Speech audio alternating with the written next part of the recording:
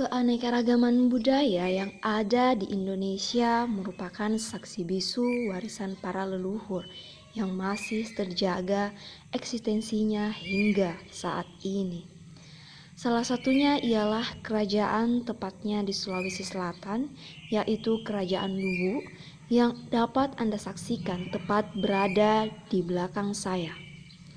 Mengulik lebih lanjut tentang sejarah dan makna simbolik Istana Datuk Luwu atau yang dikenal dengan Langkanai. Langkanai ini terletak di pusat kota Palopo dan dapat diakses dengan mudah jika Anda ingin berkunjung. Pusat kerajaan Luwu sudah berpindah beberapa kali. Awalnya di daerah Usu, Kabupaten Luwu Timur, kedua berpindah ke Malangke, Kabupaten Luwu Utara, dan terakhir ditempatkan di kota Palopo hingga saat ini. Langkanai adalah sebutan kata lain dari istana. Langkanai ini dijadikan cagar budaya buatan Belanda untuk menggantikan Langkanai yang dulu. Langkanai secara mistik diturunkan dari Boting Langi atau dunia langit setelah Baginda Batarguru selama 40 hari 40 malam berada di bukit Pensemoni di tepi sungai Cerekang.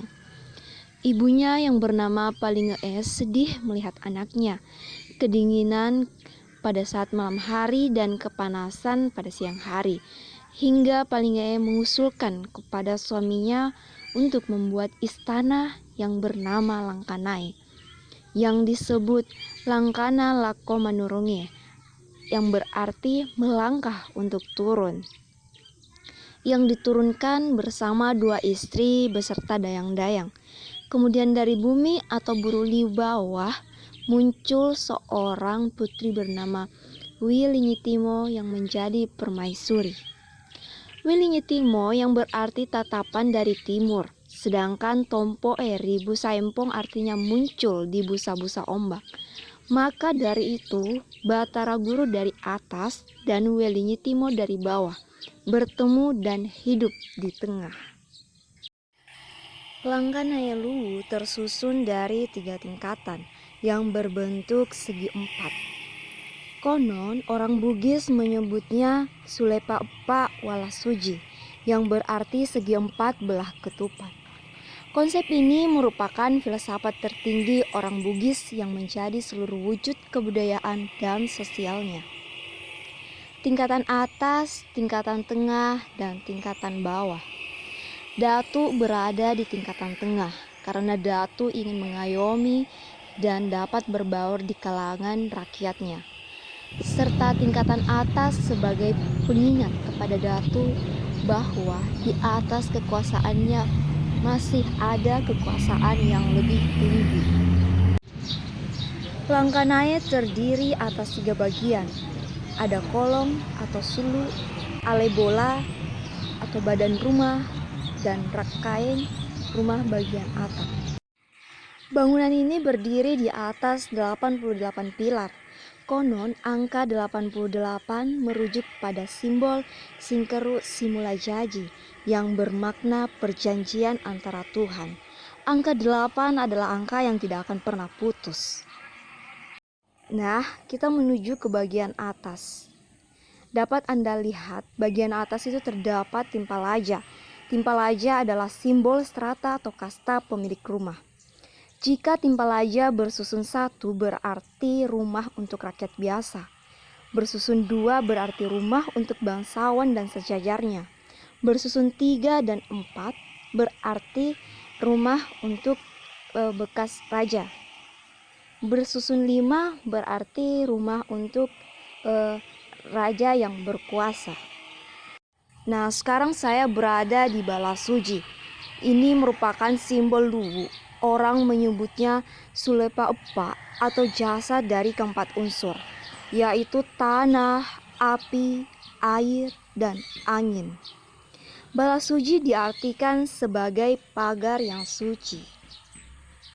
Selanjutnya kita beralih ke sapana atau yang disebut dengan tangga.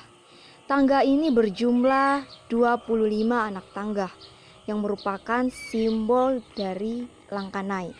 Tangga ini tidak boleh genap harus ganjil, yang bermakna hidup karena yang akan tinggal di istana adalah makhluk hidup.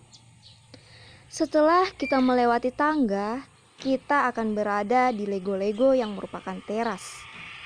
Nah, ketika raja membuat acara untuk umum, lego-lego inilah tempat untuk rakyat biasa.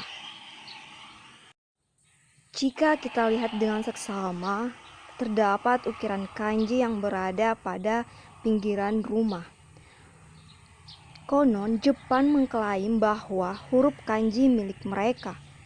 Tapi nyatanya sebelum datangnya penjajahan Jepang, peti-peti orang dahulu tempat menyimpan emas sudah terukir oleh huruf kanji.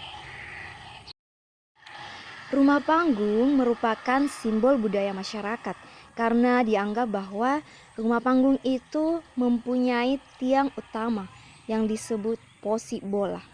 Posi bola ini merupakan kebudayaan Luwu dan setiap perbuatan yang kita lakukan harus mapi-sapi, yang artinya meminta izin pada posi bola.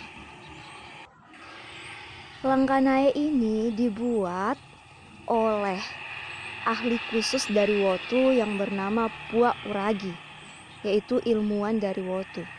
Konon Pua Uragi ini bisa berbicara dengan kayu. Nah, Luwu harus mempunyai posi bola yang menghubungkan antara tanah, karena kita bersumber dari tanah. Di sebelah saya ini adalah kamar raja. Nah, di dalam kamar raja ini terdapat benda pusaka yang sakral. Tempat tidur raja dan tempat penyimpanan benda ini disebut dengan ruangan arajang. Nah, ruangan arajang dan kamar raja ini tidak dapat dipisahkan atau adalah sesuatu kesatuan. Filosofi Luwu Patumpur Yadae Pisandari Sarae, yang artinya bertumpu pada adat, bersandar pada agama. Setelah melihat beberapa bukti sejarah dan peradaban ini, sudah sepatutnya kita sebagai generasi muda untuk terus melestarikan warisan budaya leluhur kita. Sekian reportase kebudayaan pada kesempatan kali ini. Saya Nurpadila pamit undur diri.